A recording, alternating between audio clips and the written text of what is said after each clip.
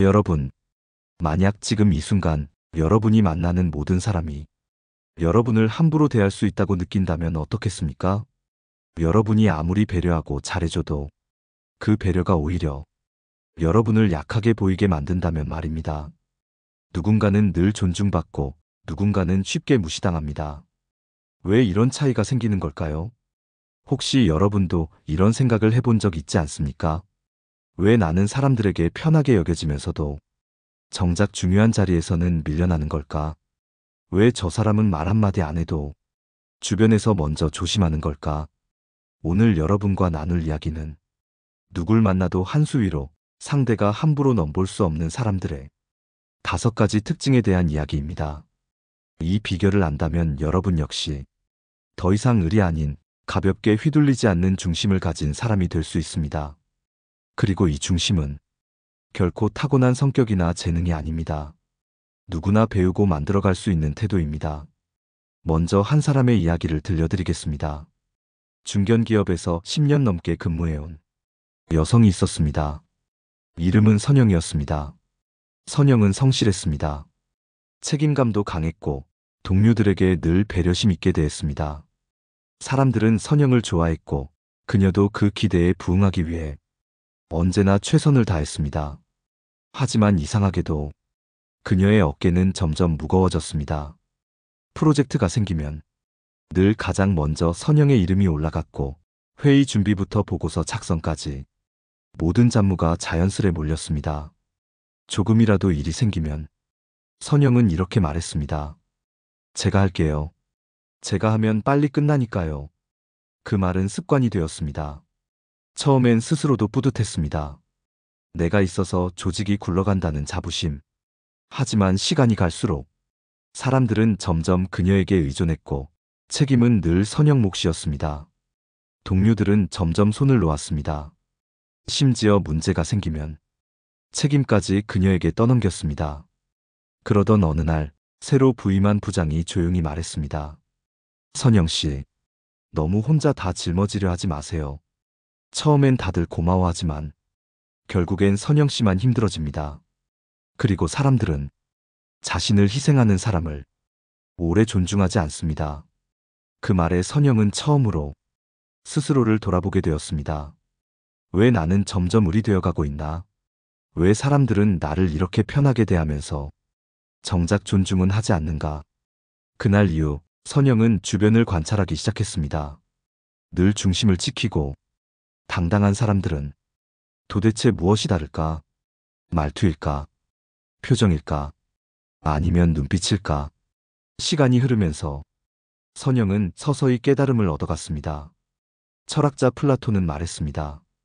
자신을 이기는 사람이 가장 강한 사람이다. 이긴다는 것은 남을 누르는 힘이 아닙니다. 자신의 중심을 지키고 쉽게 흔들리지 않는 힘입니다. 오늘 이 시간 그 중심을 만드는 5가지 지혜를 하나씩 나누어 보겠습니다. 이번에는 첫 번째 비결을 알려드리겠습니다. 첫 번째 비결은 침착한 첫 반응을 유지하는 사람입니다. 사람들은 처음 마주할 때 상대의 첫 반응을 보고 관계를 설정합니다. 여러분이 긴장하거나 상대의 말에 과도하게 반응하면 그 순간부터 중심은 흔들립니다. 예를 들어 선영의 동료 중에 지수라는 여성이 있었습니다. 지수는 유독 중요한 회의나 대화 자리에서 항상 조용히 상대의 말을 듣고 절대 먼저 흥분하지 않았습니다. 상사가 조금 날카롭게 지적해도 지수는 이렇게 말하곤 했습니다. 네, 그럴 수도 있겠습니다. 제가 그 부분 다시 검토해 보겠습니다. 표정도 변함없고 말투도 차분했습니다. 상사는 잠시 멈칫하다가 더 이상 강하게 밀어붙이지 못했습니다. 반면 다른 직원은 지적이 들어오면 당황해서 변명부터 늘어놓고 때로는 얼굴이 붉어지거나 목소리가 올라가기도 했습니다. 그럴수록 상사는 더 깊이 파고들었습니다. 이처럼 상대는 여러분의 첫 반응을 통해 이 사람은 어디까지 밀어볼 수 있을까를 가늠합니다. 침착하게 받아들이되 필요 이상으로 저자세를 보이지 않는 것. 이것이 바로 첫 번째 갑의 태도입니다. 침착함은 단순한 성격 문제가 아닙니다. 의식적인 훈련으로 얼마든지 키울 수 있습니다. 상대가 도발할 때마다 마음속으로 이렇게 외쳐보세요. 나는 내 감정을 지배한다. 상대의 감정에 휘둘리지 않는다. 철학자 에픽테토스는 말했습니다. 중요한 것은 상황이 아니라 그 상황에 대한 나의 반응이다. 침착함은 여러분을 범접하기 힘든 분위기로 만들어줍니다. 상대는 조심스러워지고 여러분은 중심을 지키게 됩니다. 물론 처음엔 쉽지 않습니다. 하지만 매번 작은 상황에서 연습해 보세요. 불쾌한 말을 들었을 때 잠시 호흡을 멈추고 한 박자 늦게 답하는 연습부터 시작하면 됩니다. 이 작은 여유가 상대를 한순간에 움츠러들게 만듭니다. 여러분이 흔들리지 않을수록 상대는 경계를 높입니다. 이번에는 두 번째 비결을 알려드리겠습니다. 두 번째 비결은 상대의 필요를 조용히 파악하는 사람입니다. 진짜 갑의 자리에 있는 사람들은 상대방의 약점이나 욕구를 크게 드러내지 않고 읽어냅니다. 그리고 필요할 때 그것을 활용할 줄 압니다. 선영의 회사에도 이런 사람이 한 명 있었습니다. 이름은 민수였습니다. 민수는 회의 자리에서 크게 말하지 않았습니다. 의견을 길게 펼치지도 않았습니다. 하지만 대화가 끝난 뒤 상사와 동료들이 무엇을 고민하는지, 어떤 목표를 가지고 있는지 항상 조용히 분석했습니다. 예를 들어 상사가 부서 간 경쟁 때문에 성과 압박을 심하게 받고 있을 때 민수는 그 부담을 직접 언급하지 않았습니다. 대신 상사가 관심을 가질 만한 작은 성과 지표나 데이터를 조용히 준비해서 보고했습니다. 팀장님, 혹시 이 자료가 도움이 될까 해서 정리해봤습니다. 상사는 깜짝 놀랐습니다. 자신이 고민하는 부분을 말하지 않아도 알아챈 사람. 그 사람에겐 자연스럽게 신뢰가 생겼습니다. 이처럼 갑의 자리에 서는 사람들은 상대가 원하는 것을 굳이 묻지 않아도 먼저 읽어냅니다. 그 능력은 상대가 쉽게 함부로 대하지 못하게 만듭니다. 왜냐하면 이 사람은 나를 꿰뚫어 보고 있다는 무언의 긴장을 만들기 때문입니다. 철학자 공자는 말했습니다. 지혜로운 자는 듣고 보고 느낀다. 입으로 많은 것을 말하지 않는다. 침묵 속에서도 상대를 관찰하고 필요를 파악하는 사람은 항상 주도권을 쥡니다. 이 능력을 기르는 법은 상대의 말보다 상대의 행동과 표정을 보는 것입니다. 무엇을 강조하는지, 무엇을 피하는지, 어떤 말을 할 때 가장 민감해지는지, 그것을 조용히 관찰하는 겁니다. 이렇게 되면 굳이 큰 소리 내지 않아도 존중받는 분위기가 만들어집니다. 상대는 여러분 앞에서 조심스러워집니다. 경계를 무너뜨릴 수 없다는 무언의 흐름이 형성됩니다. 이번에는 세 번째 비결을 알려드리겠습니다. 세 번째 비결은 자신의 경계를 분명히 아는 사람입니다. 진짜 갑인 사람들은 모든 부탁을 다 들어주지 않습니다. 도움을 주되 넘지 말아야 할 선을 분명히 지킵니다. 선영은 예전에 자신을 떠올렸습니다.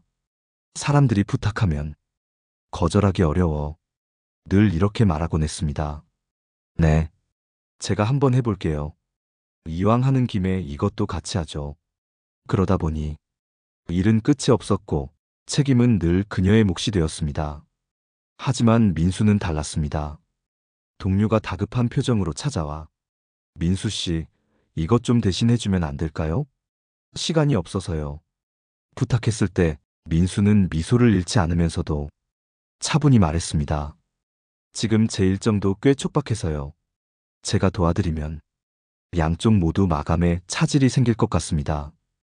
거절이지만 공격적이지 않았습니다.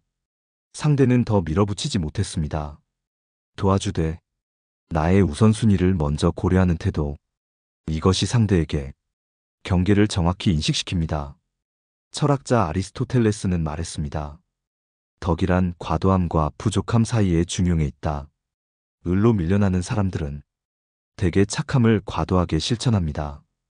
그 착함은 결국 상대에게 이 사람은 뭐든 다 해준다는 잘못된 신호를 줍니다.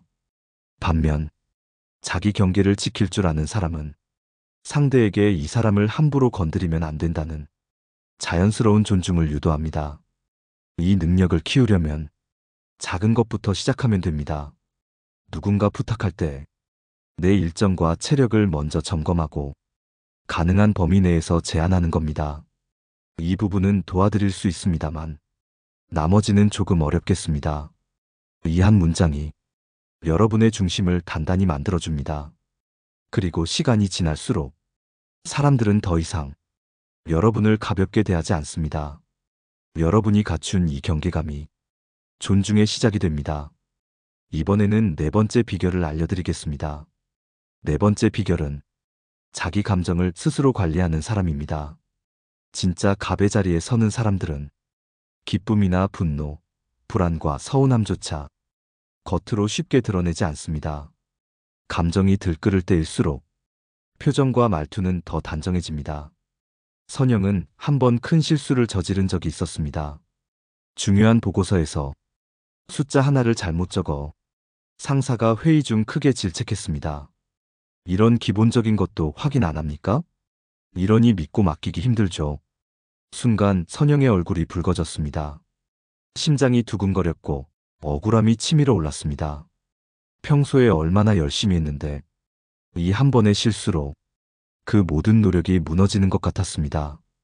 선영은 그 자리에서 목소리를 조금 높이며 변명했습니다. 사실 그 부분은 제가 어젯밤에도 2번이나 확인했는데요. 오히려 파일 자체가. 하지만 상사의 표정은 더 굳어졌습니다. 회의장의 공기는 얼어붙었습니다. 그날 이후 선영은 깨달았습니다. 감정을 조절하지 못한 순간 오히려 중심을 잃는다는 사실을. 그런데 민수는 달랐습니다. 비슷한 상황에서도 그는 조용히 수긍했습니다. 네, 확인이 부족했습니다. 바로 수정하겠습니다. 짧고 차분한 대답. 표정 변화 없음. 목소리 흔들림 없음. 이런 반응은 상사를 당황하게 만들었습니다. 상대는 더 이상 몰아붙이지 못했습니다. 민수는 자기 감정의 주인이었습니다. 철학자 스토아의 세네카는 말했습니다. 우리는 감정을 없앨 수 없다. 그러나 감정이 우리를 지배하게 둘 필요는 없다. 감정의 기복이 드러나면 상대는 그 틈을 이용하려 합니다. 반면 감정이 단단히 관리되는 사람에게는 상대도 조심하게 됩니다. 여러분도 연습할 수 있습니다. 작은 실수에도 먼저 심호흡을 해보세요. 눈빛은 부드럽게 유지하고 말은 짧고 단정히. 네, 부족했습니다. 수정하겠습니다. 이 한마디로 분위기는 전혀 다른 흐름이 됩니다. 이렇게 감정을 스스로 조율하는 사람은 자연스럽게 중심이 됩니다. 상대는 함부로 다루지 못합니다. 이번에는 마지막 5번째 비결을 알려드리겠습니다. 5번째 비결은 자신만의 원칙을 고요하게 지키는 사람입니다. 진짜 갑의 사람들은 유행에 휘둘리지 않습니다. 누가 뭐라 해도 스스로 세운 기준과 가치관을 조용히 지켜나갑니다. 선영은 예전부터 팀 분위기에 맞추려 애썼습니다. 다른 동료들이 회식에서 과하게 농담할 때면 억지로 웃어주고 상사의 편견 어린 말에도 고개를 끄덕이며 맞장구 쳤습니다. 괜히 혼자 어긋나지 말자. 분위기를 흐리지 말자. 이런 마음이 컸습니다. 하지만 시간이 지날수록 자신이 점점 작아지는 기분이 들었습니다. 그리고 문득 깨달았습니다. 나는 늘 주변에 맞추기만 했지. 내 기준은 없었구나. 반면 민수는 달랐습니다. 누가 농담을 해도, 상사가 누구를 험담해도 민수는 적당히 미소만 지을 뿐 동조하지 않았습니다. 가끔 동료가 장난스럽게 물었습니다. 민수 씨 재미없다. 좀 같이 맞장구 좀 쳐주지. 그럴 때 민수는 조용히 웃으며 말했습니다. 저는 농담 중에도 불편한 선은 넘지 않으려고 합니다. 이런 태도는 사람들에게 알게 모르게 경계를 줍니다. 아, 이 사람 앞에서는 함부로 가벼운 말을 하면 안 되겠구나. 이런 흐름이 자연스럽게 만들어집니다. 철학자 소크라테스는 말했습니다. 다수의 의견이 아니라 내 양심에 따라 살아야 한다. 자신의 원칙을 고요하게 지키는 사람은 강요하지 않습니다. 하지만 그 존재만으로 주변의 분위기를 단단하게 만듭니다. 사람들은 스스로 조심하고 존중하게 됩니다. 여러분도 자신만의 기준을 한 가지씩 세워보세요. 내가 어디까지 받아들이고 어디부터는 물러서지 않을지를 조용히 스스로에게 약속하는 겁니다. 이렇게 원칙을 지키는 사람은 누굴 만나도 가볍게 보이지 않습니다. 편안하면서도 쉽게 넘볼 수 없는 사람. 바로 그 자리가 갑입니다. 오늘 함께 나눈 5가지 비결. 첫 번째, 침착한 첫 반응. 두 번째, 상대의 필요를 읽는 능력. 세 번째, 분명한 경계 설정. 네 번째, 감정의 안정된 관리. 다섯 번째, 조용한 원칙의 유지. 이 5가지가 쌓이면 여러분은 누구와 만나도 한 수 위에서 흔들리지 않을 수 있습니다. 여러분, 오늘 이야기 어떠셨나요? 혹시 지금 이 순간 나도 의뢰 자리에 머물고 있지는 않은지 잠시 돌아보게 되지 않으셨습니까? 댓글로 여러분의 생각을 나눠주세요. 그리고 이 방송이 조금이라도 도움이 되었다면 좋아요와 구독도 부탁드립니다. 여러분이 한 수 위의 중심으로 한 걸음 더 올라서길 응원합니다. 다음 시간에도 여러분의 마음을 단단히 세워드릴 이야기를 가지고 찾아오겠습니다. 내 삶을 바꾸는 지혜였습니다.